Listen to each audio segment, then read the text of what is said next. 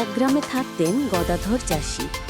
সাদামাটা জীবন, পরিশ্রমেই তার আনন্দ।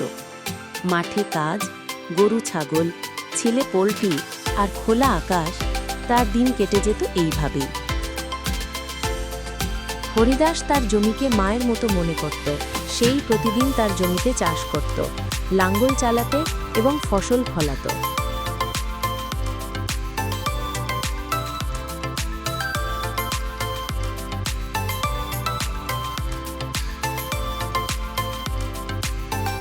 একদিন সে তার জমিতে লাঙ্গল চালাচ্ছিল। হঠাৎ তার জমির দিকে এক ধনী ব্যক্তি এলো এবং তাকে বলল,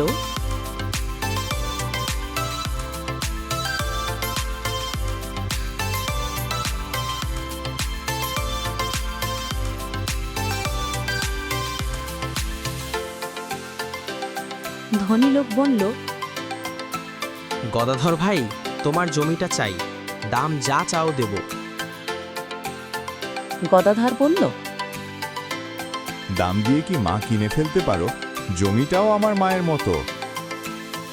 এই কথা শুনে ধনী ব্যক্তি রেগে গিয়ে বলল, ভালো, পরে দেখে নেব, দেখে নিও।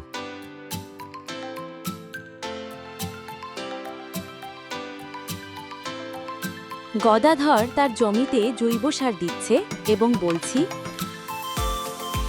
রাসায়নিক সার তো মাটির প্রাণ নষ্ট করে। গরুর গোবর, পচা খড়, কেঁচো সার, এই হলো প্রকৃতির খাবার।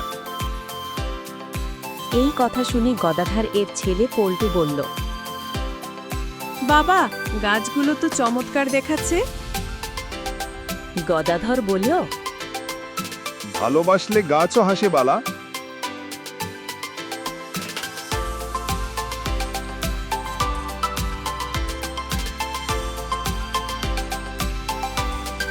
গদাধরের শস্য শ্যামলা জমি দেখতে গ্রামবাসীরা এলো এবং বলল,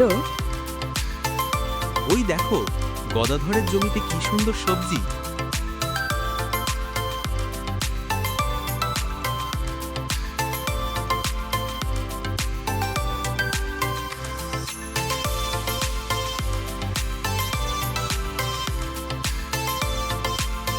ওই দেখো, গদাধরের জমিতে কি সুন্দর সবজি। অন্য গ্রামবাসী বলল, সত্যি, আমরা এতদিন ভুল করছিলাম। আমরাও জৈব সার ব্যবহার করব। গ্রামবাসীদের কথা শুনে গদাধর বলল, হ্যাঁ, তোমরাও জৈব সার ব্যবহার করো না, তাহলে আমাদের মা অর্থাৎ জমি ভালো থাকবে, যা রাসায়নিক সারের ফলে আমাদের জমি নষ্ট হবে না।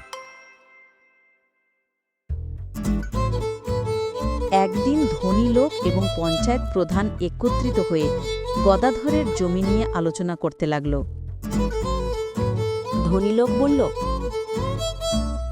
পয়সা দিয়ে যদি ফসল হতো, আমি রাজা হতাম। গদাধরের মাটির সাথে সম্পর্কটাই আসল। পঞ্চায়েত প্রধান এই কথা শুনে বইয়ে, জমি কারো বাপের নয়, যত্ন নিলে সে তোমার হয়। গদাধর তার ছেলে পল্টুর সাথে দাঁড়িয়ে দাঁড়িয়ে আছে এবং পল্টুকে বলল, বাবা, মনে রেখো, মাটি হলো মা, তাকে ভালোবাসলে সে সোনা ফলায়। এই কথা শুনে তার ছেলে পল্টু তাকে বলল, বাবা, আমি তোমার কথা কোনোদিন ভুলবো না। সারা জীবন মনে রাখবো যে ভালো ফসল পালানোর জন্য জমিতে ভালো যত্ন করতে হয় এবং সেটিকে ভালো ভালো সার এবং জৈব সার দিতে হয়। রাসায়নিক সার দিয়ে কিচ্ছু হয় না। হ্যালো গাইস, আমাদের এই আজকের ভিডিওটি ভালো লেগে থাকলে লাইক করো, সাবস্ক্রাইব করো। আর লাইক করতে ভুলো না কিন্তু। পরের পর্বে আরো মজার গল্প নিয়ে ফিরছি। ততদিন টাটা, বাই বাই।